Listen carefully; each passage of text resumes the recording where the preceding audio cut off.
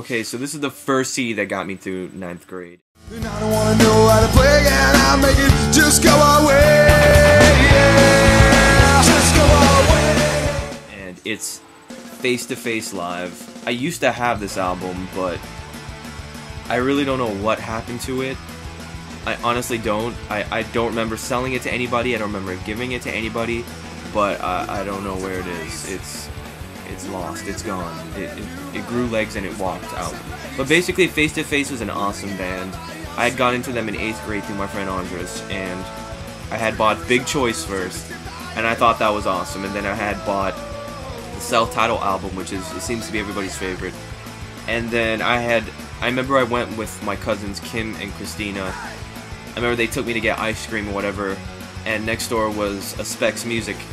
And I remember I was browsing around, and I saw that they had a live album. This was before the internet, so I had no idea what albums came out when. I didn't know that they had a live album, that they were making one, but I was just browsing through and I saw it and I'm like, oh, cool.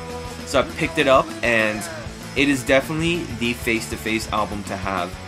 It's got like about 18 songs, and a lot of their older material is really good, but since it was recorded like in late 80s, early 90s, the production value wasn't very good, and they were kind of slower paced. But like, the fact that it's a live album, they sped up all the songs, they sound richer, fuller, so good. And I remember a lot of times throughout 9th grade that me and my friend Jeremy, we had rode the bus together. I remember after we would come home, we'd come over here in this room, and we would set up the N64 and play Super Mario Kart 64, and good times. And that's number 5, or that's the first one, whatever. All right, let's see. Okay, the second album that got me through 9th grade is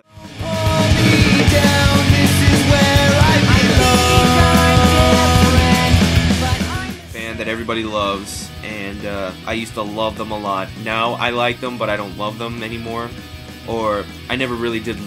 I don't know. I guess after this album, they just kind of continue to go downhill for me, and it's Blink-182, and it's Dude Ranch, and this is by far their best album ever, from start to finish. It's just awesome songs.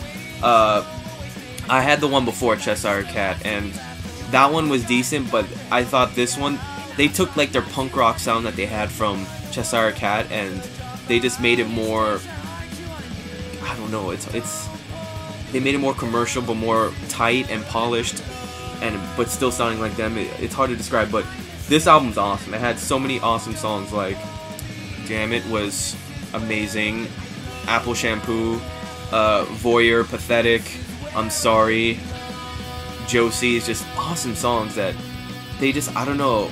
And this was before Travis too, and I thought they were a better band before Travis, but that's me. It's just my opinion.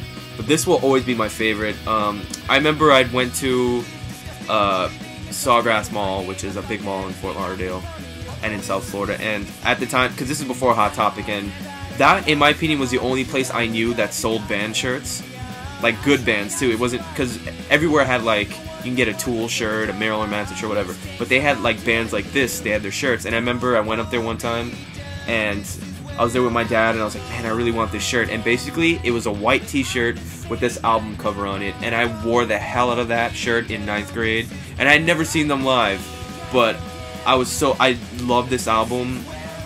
I just wanted to show the world that I loved them, and this was before, of course, they exploded into the music scene. And also, I remember I was in creative writing class, and we had to do this thing where we had to say who we admired and who we wanted to be like when we got older. And I remember this guy was like, he was like asking us, okay, so who'd you pick? And I was like, dude, you're not gonna know this guy. And he's like, try me, like, you know, try me. And I was like, oh, I want to be like Tom DeLonge from Blink-182. He's like, oh, I've heard of him. But that was the second one. Third one is a band that, actually, I don't remember how I got into this band. Like skate punk rock that was the catchiest I'd ever heard, the best singing I'd ever heard at the time, and it's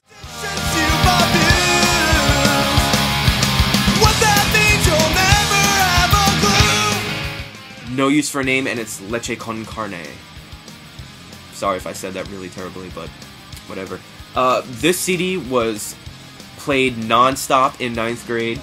They were just a band that were like, they were so punk rock, but they were so melodic that you wanted to like sing along, and just, it wasn't just like, yeah man, fuck you, punk rock. It was like, yeah man, but let's sing. It was just awesome. They've put out, I think, like 4 or 5 albums since this, and none of them has been even remotely close to being as good as this CD. From every single song is awesome. My favorite is Soulmate. The first time I ever heard that song, I was like, oh my god. At one point, that song Soulmate was probably my favorite song for like a good 2 years. It was like a punk rock song, but it was so melodic, and it had the most catchy guitar line. It was just sick. And then in this CD, there's a song that's you know what? Never mind. So many good songs.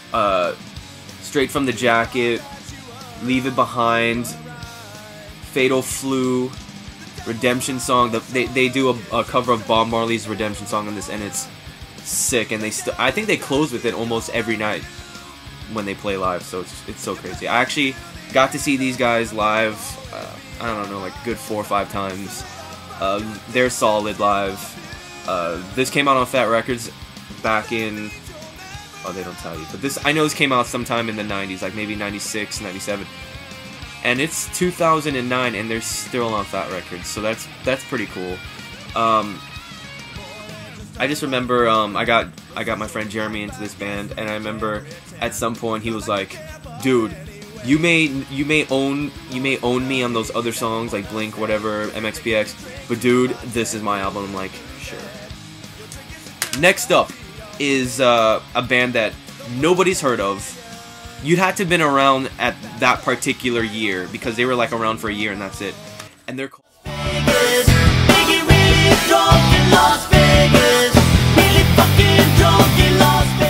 Size 14. And these guys are so awesome. At least this CD is awesome. They play like a pop punk, pop rock sound, but their singer has a really high-pitched voice, and if you don't like the singer, then you're not gonna like the band. But it's just really funny subjects on this album. I remember the way I found out about these guys was I saw their video on MTV2. It's a song called Claire Danes Poster, and basically it's a song about him and his Claire Danes poster. Simple as that. Awesome video. Love the song. Went out and picked this up maybe a week or 2 later, and I still have it to this day. It's so good. If you can find this somewhere, good luck, guys, because this is hard to find. There's songs like Super Babe 2000, People Get Really Drunk in Las Vegas, Let's Rob a Bank, which is actually, you can hear that in the end of Sugar and Spice, which is starring, can't remember who it's starring, but it's a movie about a bunch of cheerleaders that rob a bank. Formula Guy, I Touched Their Ass, Sleeping in the Wet Spot. Classic album, so good, really catchy. It's got like a lot of keyboard sounds here and there. It's just, you'll love it, you'll find it funny. It really brings you back to the 90s and good times. And this was another album played a lot in 9th grade during Mario Kart, on the bus, just all the time. Good stuff. And I never got to see these guys live, and that's a shame. And also the lead singer sings on the RX Bandits album, From Here. I know it's the one with the hula hoop chick, and I think it's on like track 6. You can hear his voice. So, last up, the last CD that got me through high school, and I gotta rush this.